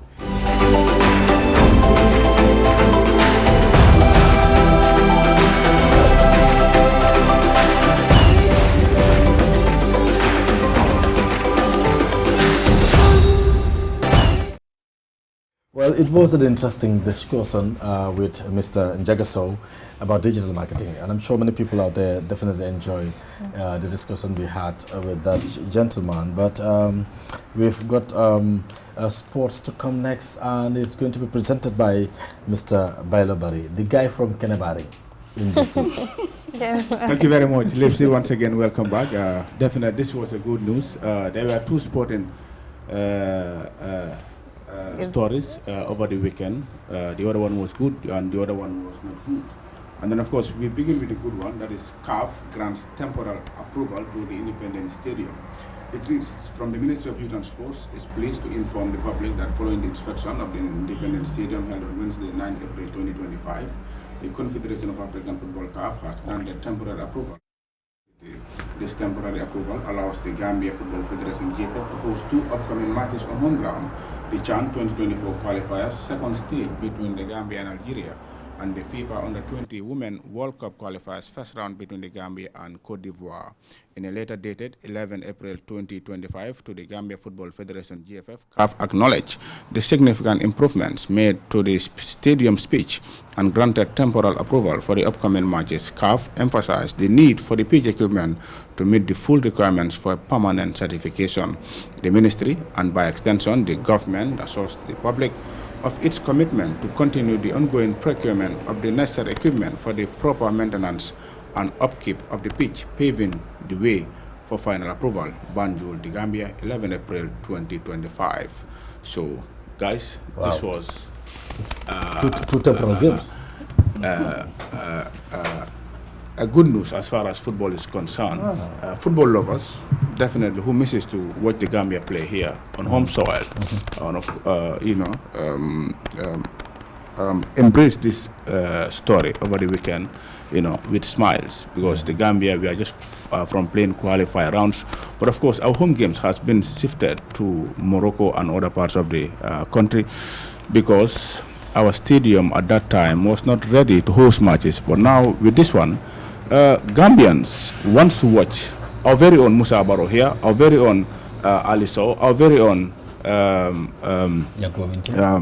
Minte, of course, who is definitely doing a good thing in Brighton. So this is a good news, Lipson. So does it mean that after the two games, CAF would come back to see whether Gambia can continue playing in our pitch? Because it seems it's temporal. It is temporal for now. So I believe after watching those two games, I believe at this moment the GFF, the Ministry of Youth and Sports, and all the stakeholders are definitely doing everything possible to see after CAF coming here, hosting two matches for us. That will definitely be a continuation process, because this has been a process for a quite long time. CAF once came here, inspected the stadium, but it wasn't up to a standard stadium to host matches. But now coming up with this, telling us, okay, this is a temporal. But do they say what we have improved on for them to give us a temporal matches, to play two temporal matches in our stadium? What was the what areas have we improved on? Do they say something like, I think it's important, because initially when they came, they said it was not up to standard. They did an inspection and they said it was not up to standard. So now they're saying they've approved us to play two games temporarily. So meaning we have improved some areas. Which areas were those? Do they say something like that? Now, as far as this communique is concerned from the Ministry of Youth and Sports, it was never spelled out. But I believe, I have the belief and correct, because even the Minister of Youth and Sports, who is Honorable Bakari Baji, and the officials and the Gambia Football Federation, at the football house, definitely can't wait, for the Gambia to start hosting matches here. It's been a while. Gambians did not go to the stadium and fill up, and fill the stadium to its capacity to watch our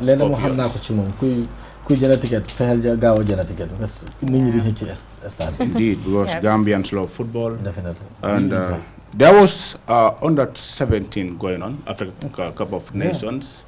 And of course, it was a tough group for the Gambia. We are Senegal. Before that, I can use the word Noha, right? Before, yeah. Let me just begin with the group stage. But I don't know who you. We were defeated. Let me just start with the group stage, where of course the Gambia was paired with Tunisia, Senegal, and Somalia. Okay. And then our first game, it was against Senegal. We lost.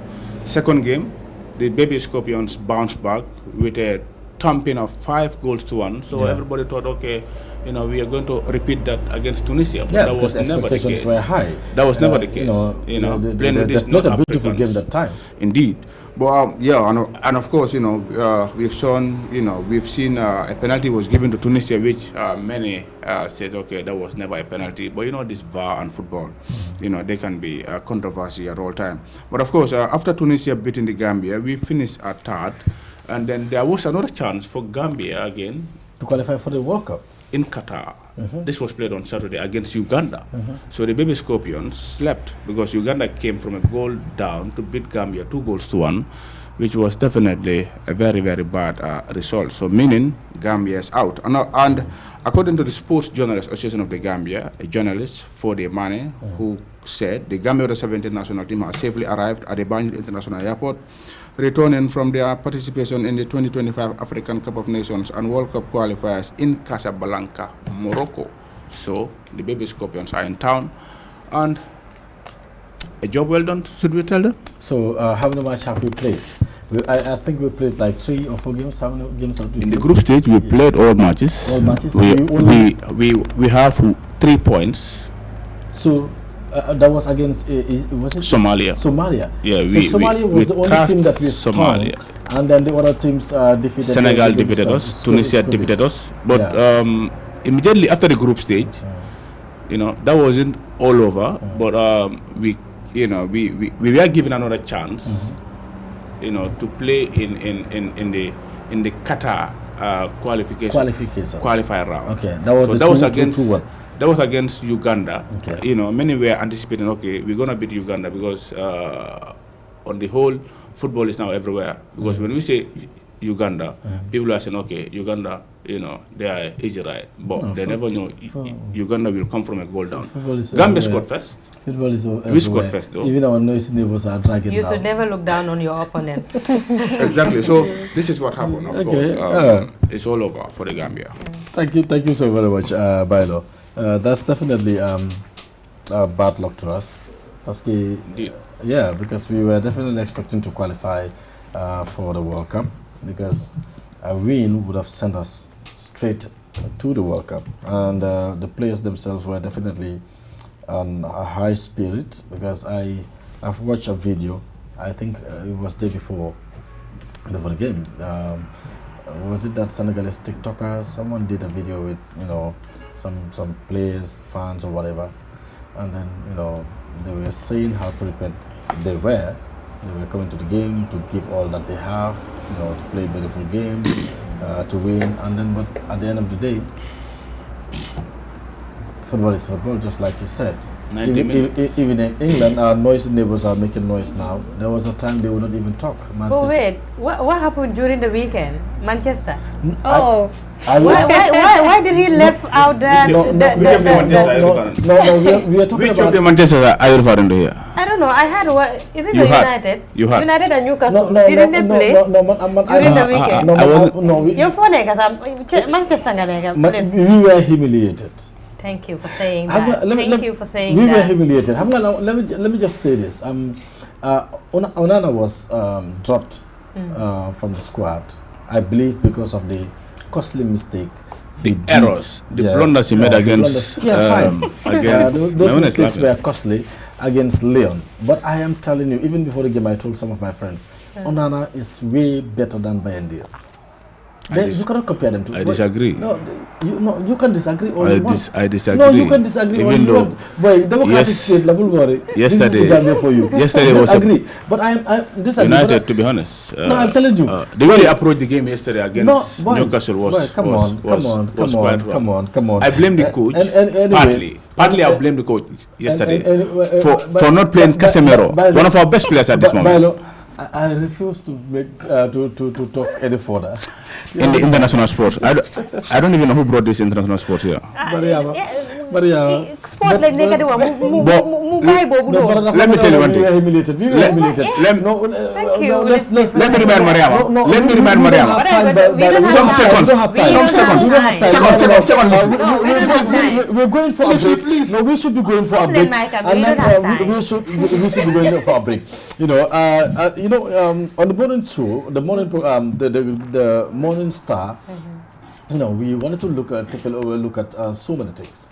We wanted to look at some interesting human interest stories. We went to, even culture. Set on this platform. But guess what? Then we're going to take a look at one culture, one tribe, one whatever you said.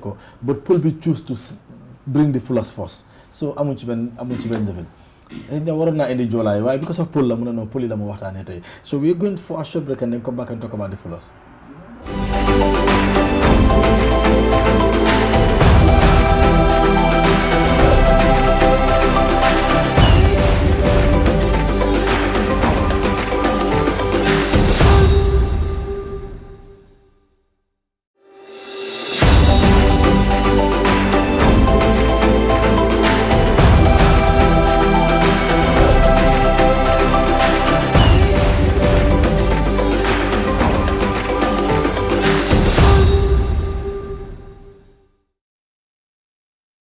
Some stories that are trending on social media, because to want to told Mariawa because the Indian culture but what do we have on social media that is trending our? Well, thank you so much. Without me wasting much time, since there's not enough time, I will take you through the post of Fatu Network regarding a devastating fire at the Senegambia garage in Dibakunda, destroying building and electronics shop. This is becoming trending because we've all noticed that there has been a fire outbreak at Serakunda, at the Sandika, and the victims have not even they've not yet healed from that, and there is another fire outbreak. Especially so this one. We should ask ourselves, what is the cause of all of this? Is it because of carelessness or there's something in store? Electrical failure. But the same fire incident occurred at the Sierra Leone presidency, and the Fatu Network stated that they took it from the Ministry of Information of the Sierra Leone. According to the statement, Sierra Leone's Ministry of Information informed the public that the fire started at 4 p.m. on the 4th floor, and which is at West Wing, and extended to the 3rd floor. Firefighters and emergency teams, including the Sierra Leone police and armed forces, were swiftly deployed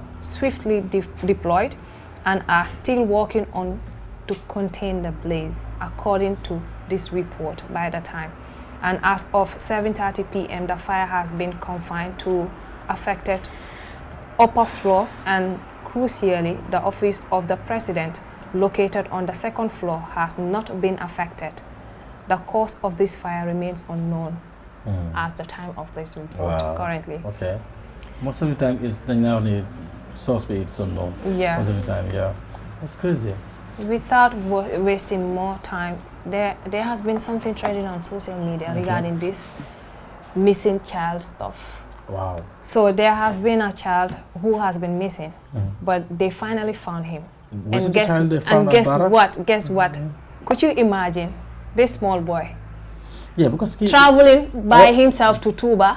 What? Yeah, because that's what I heard. Is it pipeline like or Fajara?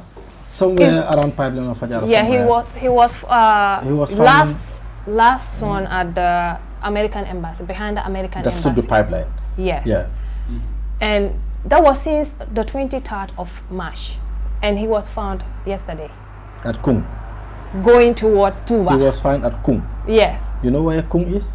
Not actually. Is that in Senegal? Kung, no, Kung is Bara is Kung. Could you imagine? So, is it Lee Hanalu la? Because Halebi Fogumane Muna Moyu. Yeah, Tuba. Anyway. Anyway, and then what else? We go to politics move for entertainment move. Well, no, let's just take one because I'm on time. Just take one. Then them say entertainment. Okay, just because this nyari style moy Vivian ak Ekon.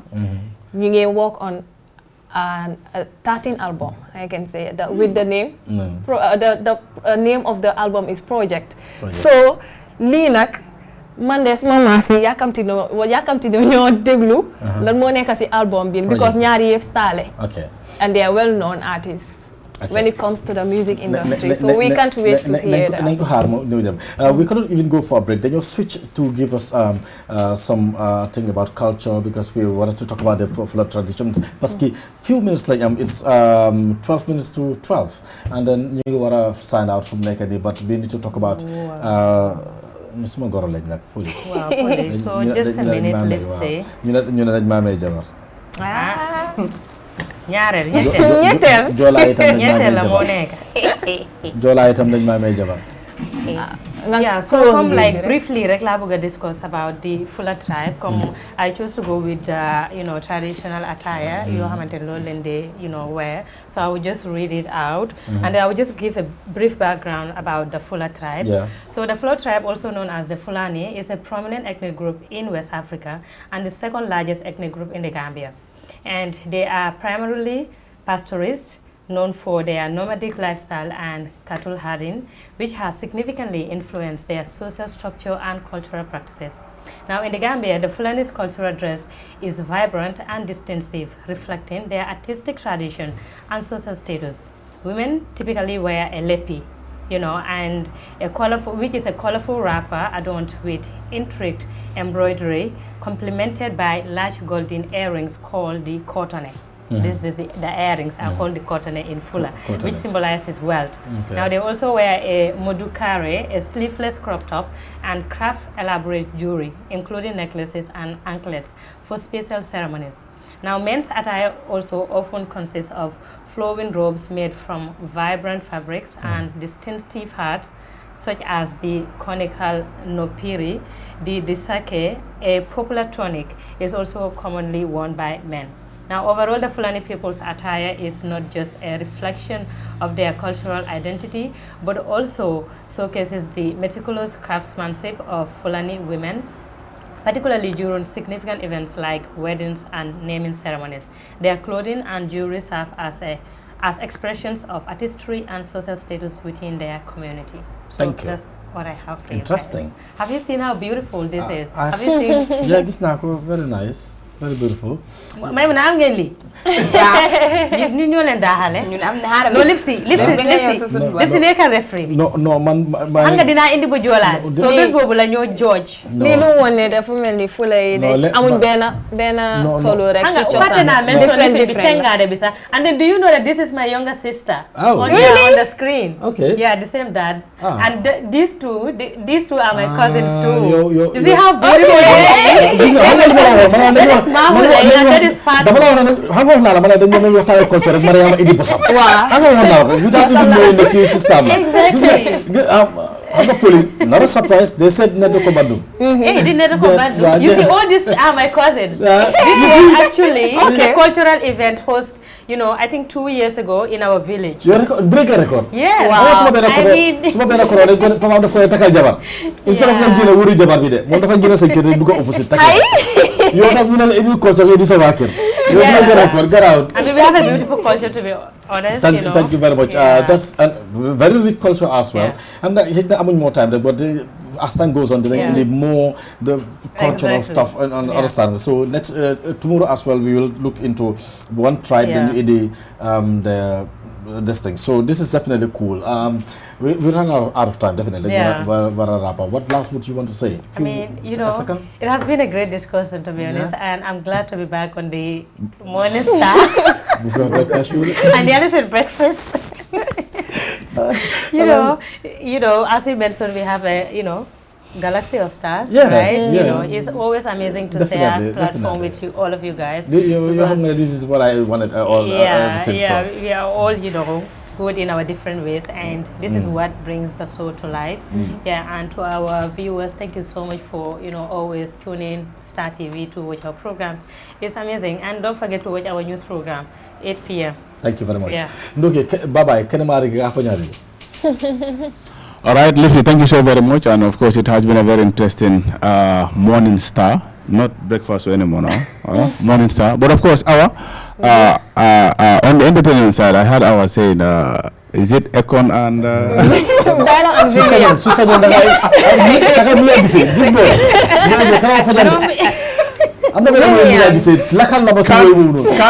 can't wait to see our bringing Mia Gise's album. Every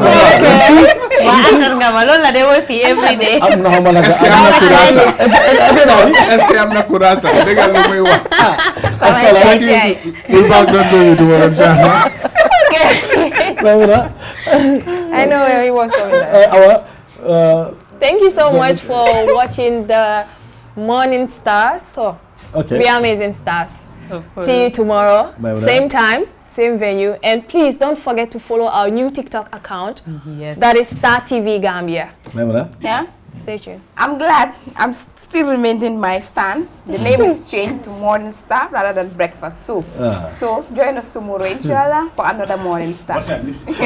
Well, that does it for this edition of the Morning Star, coming to you live from Star TV. We'll be back tomorrow, same time, same place, with same crew. Until then, bye-bye.